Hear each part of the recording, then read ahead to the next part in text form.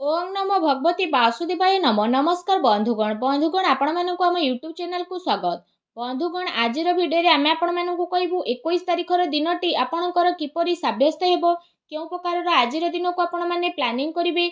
आज दिन आपणकर किपरि साब्यस्त हेबो क्यों प्रकार आज दिन को आपण प्लानिंग करेंगे, क्यों क्यों जिनिस रे आपणको फायदा हेबो, क्यों सब जिनिस रे आपणको सावधानियता अवलंबन करबा को पड़िबो, आपणकर लव लाइफ किपरि रहिबो, क्यारियर किपरि रहिबो, बिजनेस आ व्यापार किपरि रहिबो, ता सहित स्वास्थ्यर महत्वपूर्ण इनफॉरमेशन मध्य आमे आपण माननको वीडियो रे कहिबो। ए वीडियो शेष रे आमे आपण माननको गोटे उपाय विषय मध्य कहिबो जहा द्वारा आपण आज दिन को आहुरी अधिक शुभ और मंगलदायक साब्यस्त करि परिबे। तेणु आग को वीडियो आरंभ करबा पूर्व आमर आपनकु रिक्वेस्ट कि जदि आपण हमर ए चैनल ले नुआ करि आछंती तो चैनल को सब्सक्राइब करंतु, सांगरे नोटिफिकेशन बेल को मध्य ऑन करंतु, जहा द्वारा समय समय रे सह नुआ नुआ वीडियो रो नोटिफिकेशन आपनकु पहुंची जेबो। आसंतु जानिबा किपरि रहिबो आपनक पई 21 तारिखर दिन। जदि सबुठारु प्रथमे आमे आपण मानकु कहिबु कि कौन आपणक पई आज पॉजिटिव रहिबा पई जाउछि। जदि विशेष भाबरे आमे आपण मानकु कहिबु कि फ्रेंड्स आज आपणक भित्तीय स्थिति रे काफी सुधारता आसीबो, किछि नुआ करिबा पई आजिर समय आपणक पई बहुत ही अनुकूल भरा साब्यस्त हेबो। आपणकर परिश्रम आ प्रयासर सार्थक परिणाम आज आपणक साथ देबो। युवा वर्ग लोकंक पई कौनसी भल संपर्क संबंधित बातचीत घरे मध्य आरंभ होई पारे।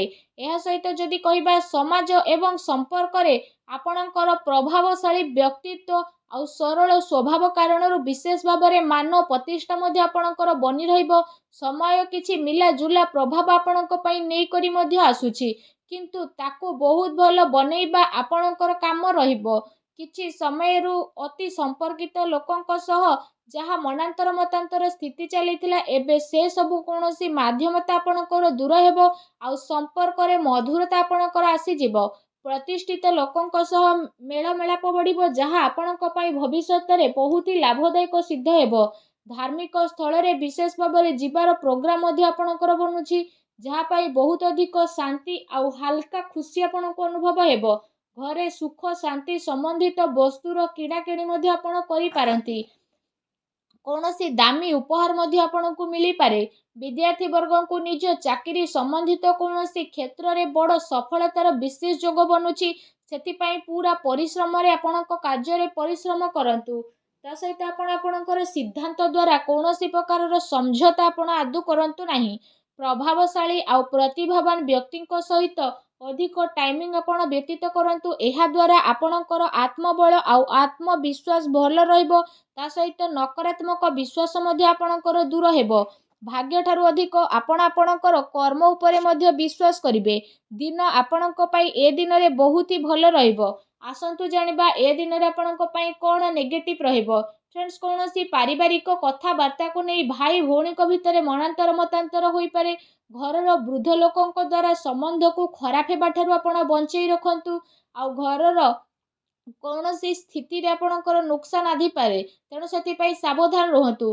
घरर कौनसी वृद्ध लोकंक स्वास्थ्य को नहीं आपणकर चिंता रहिबो। ता सहित डॉक्टर को पाखकु मध्य जीवाकु पड़ी पारे। एहा सहित आपणको आपणकर स्वभाव रे सबु जिनिस को खत्म करबा पई पड़िबो, जहा द्वारा प्रॉब्लम रो शीघ्र समाधान होई जिवो।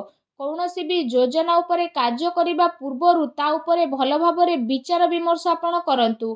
ता सहित कौनसी नुआ समाचार मिलिबा कारणरू कौनसी टाइम रे मन रे उदासी आ नकारात्मकता मध्य आसी पारे, किंतु आपण शीघ्र ही से सबुरु बाहरी जिबे। विद्यार्थी वर्ग माने पाठ पढ़ारे अपेक्षा फालतू भूल बुझामणा रे अधिक ध्यान केंद्रित करिवे।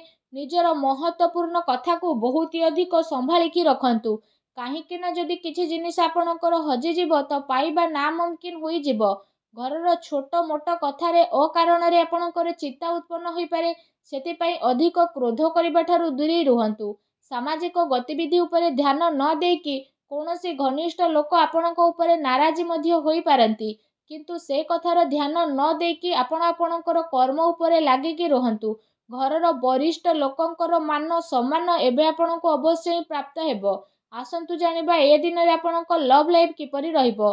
जीवन साथी भावनार आपण सम्मान करिवे। एहा द्वारा आपणको संबंध आहुरी अधिक मजबूत होई जिवो। ପ୍ରେମ ସମ୍ବନ୍ଧ ମର୍ଯ୍ୟାଦାପୂର୍ଣ୍ଣ ରହିବ। କୌଣସି ବିପରୀତ ଲିଙ୍ଗ ବ୍ୟକ୍ତିଙ୍କର ଅଚାନକ ମିଶିବା କାରଣରୁ ଆପଣଙ୍କୁ ଅଚାନକ ଆଶ୍ଚର୍ଯ୍ୟଜନକ ପ୍ରସନ୍ନତା ଅନୁଭବ ହେବ। ଘର ପରିବାରର ବାତାବରଣ ଆପଣଙ୍କର ସୁଖଦପୂର୍ଣ୍ଣ ରହିବ। ପତି ପତ୍ନୀଙ୍କ ଆପୋଷିକ ସଂଯୋଗ ଘରେ ସୁଖ ଶାନ୍ତି ବନେଇକି ରହିବ। ପ୍ରେମ ସମ୍ବନ୍ଧରେ ଆଗକୁ ଆସୁଥିବା ଟାଇମରେ ବିଶେଷ ଭାବରେ ସଫଳତା ଆପଣଙ୍କୁ ପୂର୍ଣ୍ଣ ରୂପରେ ମିଳିବାକୁ ଯାଉଛି। ଜୀବନ ସାଥୀଙ୍କର ଆପଣଙ୍କୁ ଆପଣଙ୍କ କାର୍ଯ୍ୟରେ ପୂର୍ଣ୍ଣ ରୂପରେ ସହଯୋଗ ମଧ୍ୟ ପ୍ରାପ୍ତ ହେବ ତଥା ଘରେ ବିଶେଷ ଭାବରେ ସକାରାତ୍ମକ ବାତାବରଣ ମଧ୍ୟ ଦେଖିବାକୁ ମିଳିବ। ଏହା ସହିତ ଆପଣ ନିଜର ବ୍ୟସ୍ତତାରୁ କିଛି ସମୟ ପରିବାର ଆଉ ପିଲାଙ୍କ ପ୍ରତି ବାହାର ମଧ୍ୟ କରିବେ। ଏହା ଆପଣଙ୍କ ପାଇଁ ଆବଶ୍ୟକ ରହିଛି। ଏହାଦ୍ୱାରା ପରିବାରରେ ଆପଣଙ୍କର ରେସ୍ପେକ୍ଟ ଆହୁରି ଅଧିକ ବଢ଼ି ମଧ୍ୟ ଯିବ। ଆସନ୍ତୁ ଜାଣିବା ଆପଣଙ୍କର ବ୍ୟବସାୟ କ୍ୟାରିୟର ଆଜି କିପରି ରହିବ। ଫ୍ରେଣ୍ଡସ୍, ବ୍ୟବସାୟରେ ଏବେ ବର୍ତ୍ତମାନ ପରିସ୍ଥିତିର ପ୍ରଭାବ ବନୁ ରହୁଛି। ଧନ ସମ୍ବନ୍ଧିତ ଲେଣ ଦେଣରେ ବହୁତ ଅଧିକ ଆପଣ ସାବଧାନତା ଅବଲମ୍ବନ କରନ୍ତୁ, କାରଣ ଧୋକା ହେବାର ସମ୍ଭାବନା ମଧ୍ୟ ରହିଅଛି। ଚାକିରି ପେଶା ବ୍ୟକ୍ତିଙ୍କର ଅଫିସର ମାହୋଲ ବହୁତ ହି ଶାନ୍ତିପୂର୍ଣ୍ଣ ବନିକି ରହିବ।